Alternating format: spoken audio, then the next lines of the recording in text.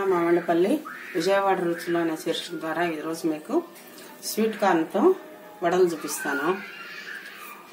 ముందుగా మనం sweet corn ఈ సైజ్ స్వీట్ కార్న్స్ 2 తీసుకోండి. మీరు తీసుకొని అవి శుభ్రంగా వలిచి సీడ్స్ అన్ని ఇలా బయటికి తీసుకొని చూసుకోండి. సుమారుగా ఇన్ని సీడ్స్తో అయితే మనకి సరిపోతుంది. రెండు కండలు కనుక తీసుకున్నట్టయితే మనకి ఇన్ని సీడ్స్ వస్తాయి. దీన్ని మనం మిక్సీలో వేసుకొని కొంచెం కచ్చా పచ్చాగా మనం పిండి చేసుకుందాం. దాంట్లో వేయటానికి ఉల్లిపాయలు, పచ్చిమిరపకాయలు, జీలకర్ర, ఉప్పు, కొంచెం బియ్య పిండి కూడా వేయాలి. ఎందుకంటే అదే బైండింగ్ ఉండాలి కదా, ఒకదానికొకటి వేస్తే అతుక్కొని ఉన్నట్టుగా. అందుకని దాంట్లో ఏదో ఒక పిండి కలపాలి. బియ్య పిండి కలిపితే కొంచెం క్రిస్పీగా కరకలాడుతుంటాయి కదా అని నేను బియ్య పిండి వేద్దాం అనుకుంటున్నాను. ముందర ఇవి పిండి చేసుకొని మీకు మళ్ళీ కనిపిస్తాను. ఇదిగోండి, పిండి మిక్సీలో వేయటం అయిపోయింది. మొక్కజొన్న గింజలు, స్వీట్ కార్న్ గింజలు మిక్సీలో వేసి పిండి రుబ్బాను. ఈ పిండిలోకి మనము ఉల్లిపాయ కూడాను ముక్కలుగా కాకుండా ఉల్లిపాయ కూడా కొంచెం మిక్సీలో కచ్చాపచ్చాగా రుబ్బుకుంటే దీంట్లోకి బాగా ఉంటే కలిసిపోతుంది. అందుకని ముందుగా దీన్ని మిక్సీలో వేసుకొని తీసుకున్నాను. ఇది ఒక 3 స్పూన్స్ వేసుకుంటే మనకి సరిపోతుంది. అలాగే పచ్చిమిరపకాయలు కూడా మిరపకాయ ముక్కలు కాకుండా మనం పచ్చిమిరపకాయలు మిక్సీలో వేసుకొని కారం లాగా చేసుకొని వేసుకుంటే వడలో బాగా సరిపోయేటట్టుగా మనకి ఫీలింగ్ వస్తుంది. లేకపోతే ముక్కలు అంతగా, ఎందుకంటే ఇది స్వీట్గా ఉంటుంది కనుక కార్న్ ఆ స్వీట్నెస్ ఎక్కువగా మనం ఫీల్ అవుతాం అన్నమాట. అలాగే ఇదిగోండి, బియ్య పిండి తీసుకున్నాను. ఈ బియ్య పిండి ఒక 3-4 స్పూన్స్ కనుక వేసుకుంటే మనకి వడలు బాగా వస్తాయి. దాంతో కొద్దిగా జీలకర్ర వేసుకోవాలి. జీలకర్ర ఫ్లేవర్ ఎందులో అయినా కూడా బాగా మ్యాచ్ అవుతుంది. అందుకని వాటికి సరిపడాగా మనం ఉప్పు వేసుకుందాము. ఇవంతా కలిపి మొత్తం మనం శుభ్రంగా పిండి కలుపుకోవాలి. ఓ పక్కన ముందుగానే మనం కళాయిలో నూనె పోసి కనుక పొయ్యి మీద పెట్టుకున్నట్టయితే నూనె వెచ్చపడుతూ ఉంటుంది. ఈ లోపల మనం ఇవన్నీ ప్రిపేర్ చేసుకోవడానికి వీలుగా ఉంటుంది అన్నమాట. మనం ఇంకొంచెం బియ్య పిండి వేసుకుందాం.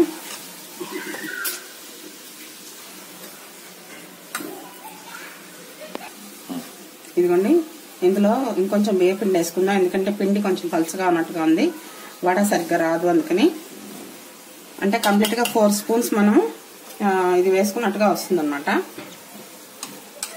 ఈ మొత్తం కలిపేసేసి మనం వడకి సరిపడాగా పిండిని మనం తయారు చేసుకుందాం.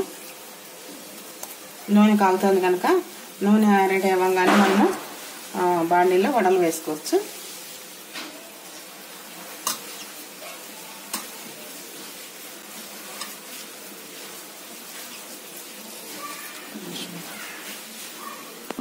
పిండి రెడీగా కలిపేసుకోవడం అయిపోయింది. మనం ఇప్పుడు పేపర్ మీద కొంచెం పాలిథిన్ పేపర్ మీద కొంచెం తడి చేసుకొని దీన్ని గారెలాగా ఒత్తుకొని మనం కాల్చుకుందాం. Oil already కాగిపోయింది.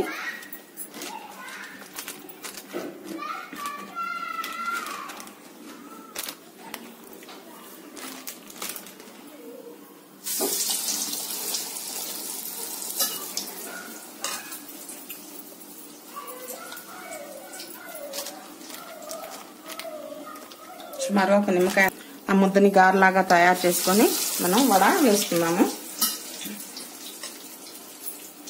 ఈ పిండి రుబ్బుకునేప్పుడు మరీ కంప్లీట్ గా మెత్త గుజ్జులాగా రుబ్బుకోకండి. ఇక మధ్య మధ్యలో మనకి ఇలాగా కార్న్ మనకి కనిపించాలి.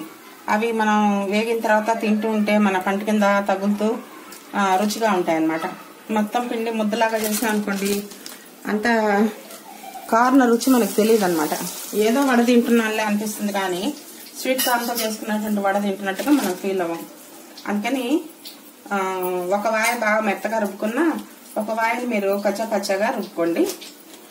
ఉల్లిపాయలు కూడా అంతే, పూర్తిగా మరి ముక్కలు కాదు మరి పేస్ట్ కాదు అన్నట్టుగా మీరు రుబ్బుకోవాలి. అప్పుడే బాగుంటుంది.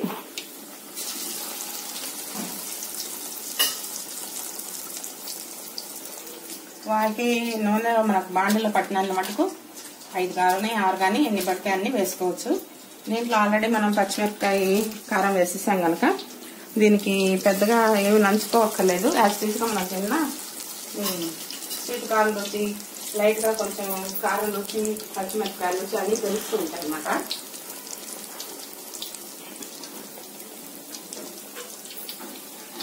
ఇదిగోండి ఒకవైపు ఇది కొంచెం గోల్డెన్ బ్రౌన్ వచ్చేలాగా వేయించుకుంటే బాగుంటుంది. ఒకవైపు కాలిపోయింది, రెండో వైపుకి తిప్పుతున్నాను నేను ఇప్పుడు.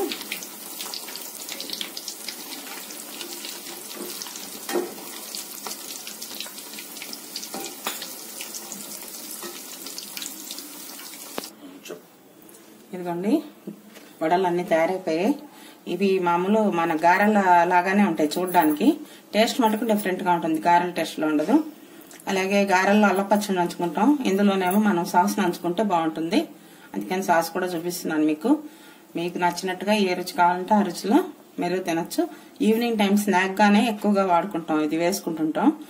పిల్లలు కానీ పెద్దవాళ్ళు కానీ ఎవరైనా కానీ మంచి ఇష్టంగా తింటారు. వీలైనంత మటుకు లేతగా ఉండేటటువంటి కార్న్ తెచ్చుకొని చేసుకోండి, బాగా రుచిగా ఉంటాయి.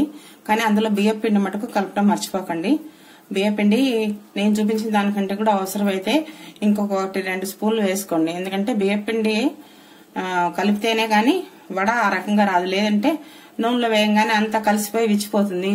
మీరు అది చూడగానే కంగారు పడి ఇదేంటి ఇలా అయిపోయింది, అంతా కలిసిపోయింది అలాగాని కంగారు పడాల్సి వస్తుంది. అందుకని కంగారు ఏం లేదు. అవసరమైతే 4 స్పూన్స్ కాపితే ఇంకో 2 స్పూన్స్ అయినా సరే వేసుకొని చక్కగా పిండి తయారు చేసుకొని వడలు వేసుకొని తిని సంతోషంగా ఆస్వాదించండి.